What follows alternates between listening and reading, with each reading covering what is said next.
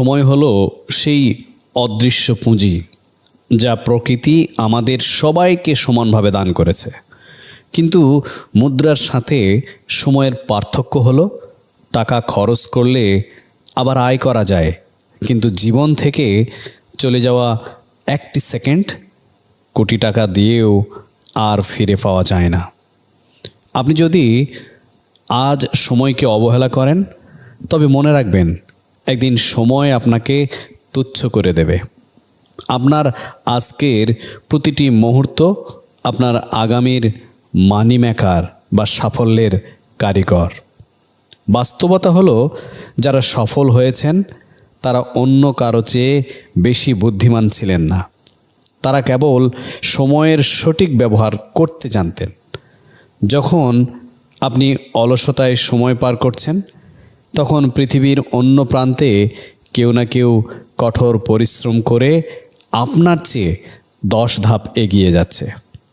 সময়কে বিনিয়োগ করতে শিখুন। বিনোদনের পেছনে ব্যয় করা সময় আপনাকে সাময়িক আনন্দ দেবে, কিন্তু নিজের দক্ষতা অর্জনে ব্যয় করা সময় আপনাকে সারা জীবনের সম্পদ এনে দেবে। আপনার স্বপ্নগুলো ডানা মেলবে তখনই যখন আপনি সময়ের মূল্য বুঝতে পারবেন। প্রতিদিন সকালে আমরা ৮৬,৪০০ সেকেন্ডের একটি ব্যাংক ব্যালেন্স পাই। দিন শেষে এই ব্যালেন্স শূন্য হয়ে যায়। আপনি এটি দিয়ে আপনার ভবিষ্যৎ গড়লেন নাকি কেবল দীর্ঘশ্বাস কিনলেন, তা সম্পূর্ণ আপনার সিদ্ধান্ত। আলস্যকে ঝেড়ে ফেলুন। আজকের কষ্ট আপনার কালকের স্বাচ্ছন্দ্য নিশ্চিত করবে। তাই ঘড়ির কাঁটার সাথে তাল মিলিয়ে নয়, বরং সময়ের আগে দৌড়ানোর মানসিকতা তৈরি করুন।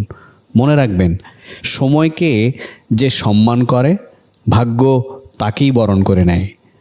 আপনার প্রতিটি মুহূর্তকে সম্পদে রূপান্তর করুন, কারণ সময় একবার হাতছাড়া হয়ে গেলে সাফল্যের সব দরজায় ধীরে ধীরে বন্ধ হয়ে যায়।